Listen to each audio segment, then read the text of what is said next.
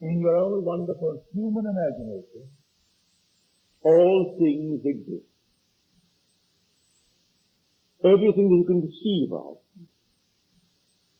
is all within your own wonderful human imagination.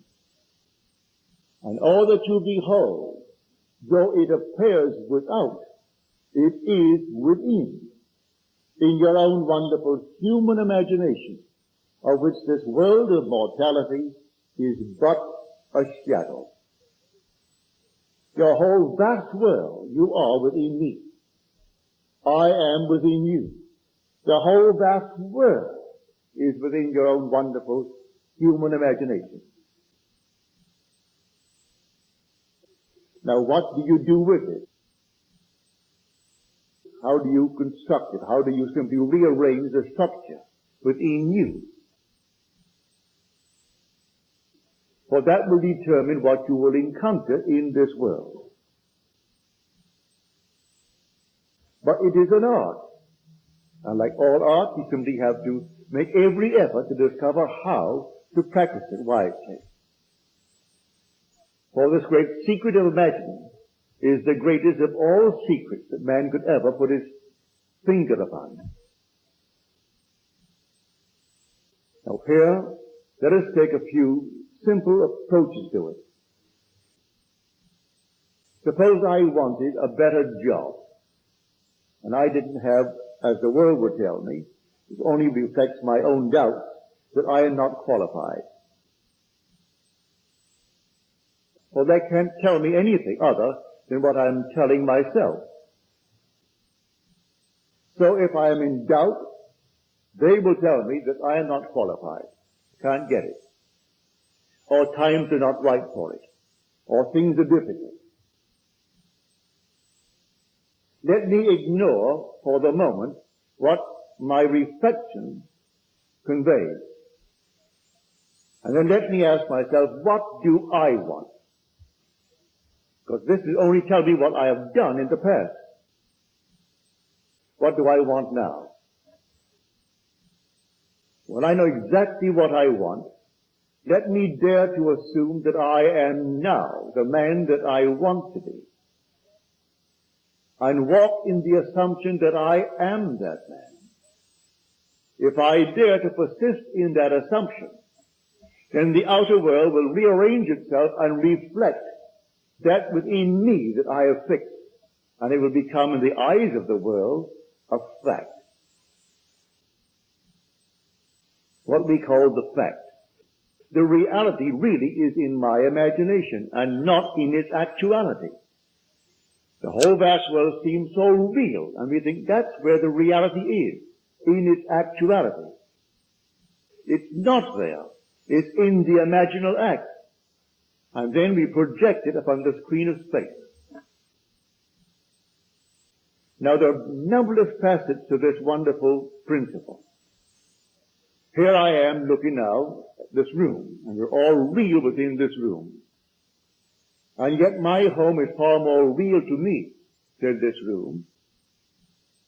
I come here twice a week for 1 hour, and I live in my home almost 24 hours a day, 7 days a week.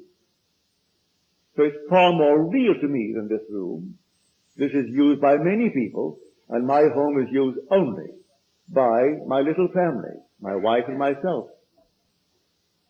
Yet at this moment, it simply is a flat picture, and this is a cubic reality.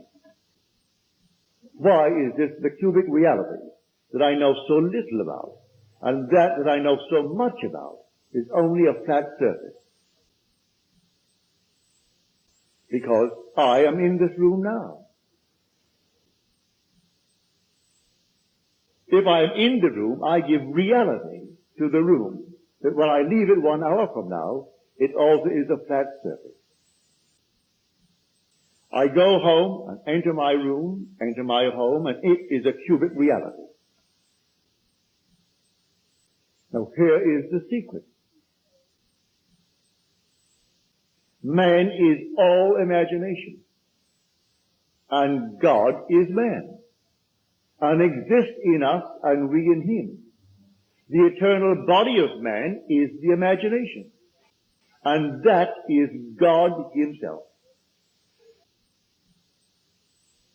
Being all imagination, I must be wherever I am in imagination. I am not anchored to this little body that I am wearing. I am wearing this body as I wear the suit of clothes. The day will come, the suit of clothes, I will wear it out and discard it. I will wear out this little body and discard it. But my immortal self is my own wonderful human imagination. And I am not confined to the garment that I am wearing that it may be seen in the world. I can sit down in a chair and assume that I am elsewhere. And if I dare to assume that I am elsewhere, I make it real and give it all the tones of reality. I am where I am assuming that I am.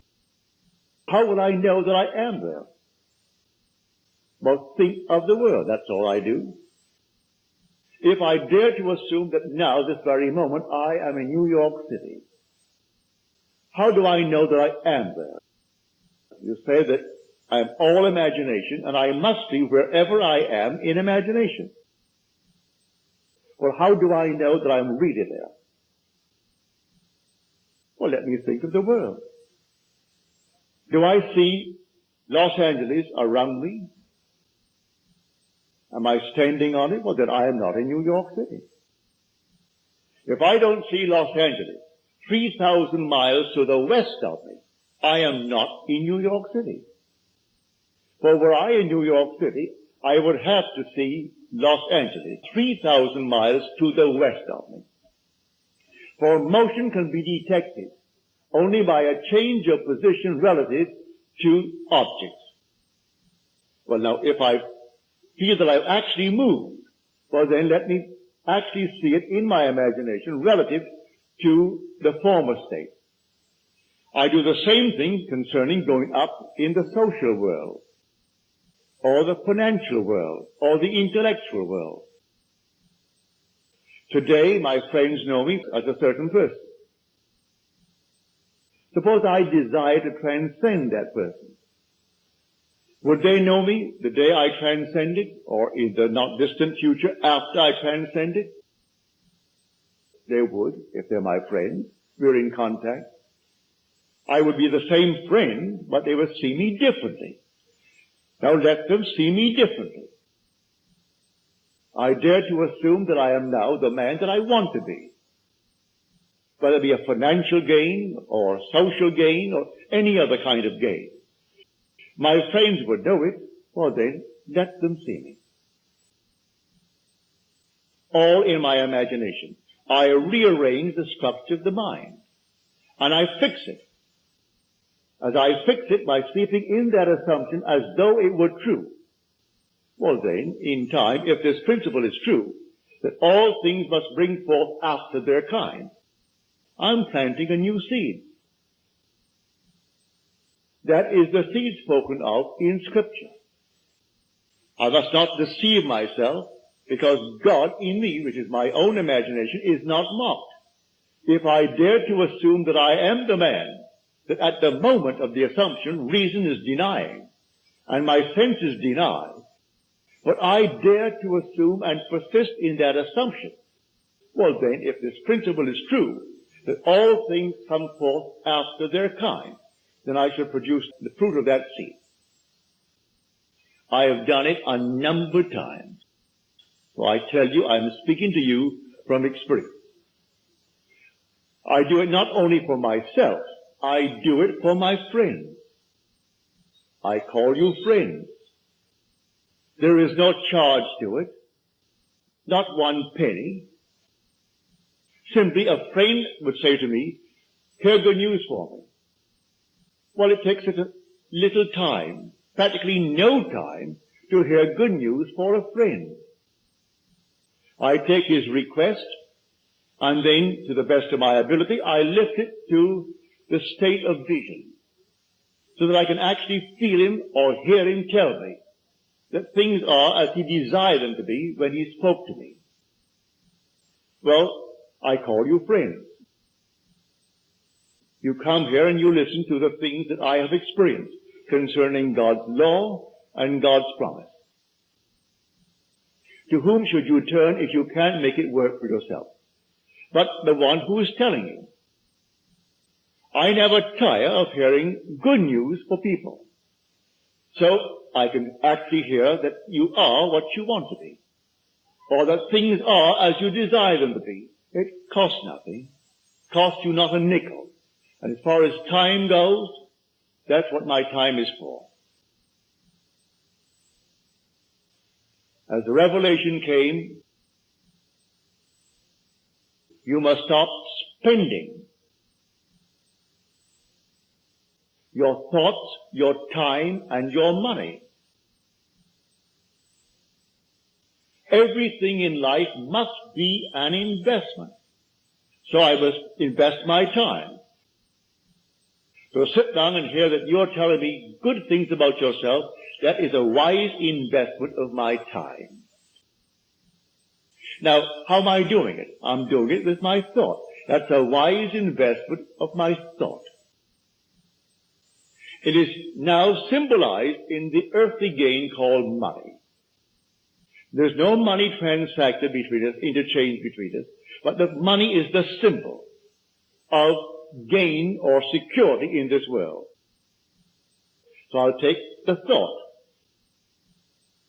You voiced it. You said, let me hear, or you hear for me that I am this, that, or the other. Then I simply sit quietly. It doesn't take me long. It shouldn't take anyone more than a matter of seconds to actually bring before your mind's eye the individual who has asked something of you. And you simply work yourself to a certain state of intensity. And it doesn't take time. Long time. I would say the maximum time would be, say, 10, not more than 10 seconds. To bring someone before your mind's eye and hear his voice clearly and feel the thrill that what he wanted, he has. And then you drop it. You don't do it again. That is an actual creative act. At that moment, you planted a seed. Where? In your own wonderful imagination. You rearrange the structure of your mind and you planted that seed. Now, do you believe in God? Well then, if you believe in God, you believe in your own wonderful human imagination. Do you believe all things are possible to God? Well then, believe that all things are possible to your own wonderful human imagination. That imaginal act will now externalize itself in the world, and she or he or they will bear witness to the truth of what you have done. That is God's law. Now the vision has its own appointed hour. It ripens and it will flower.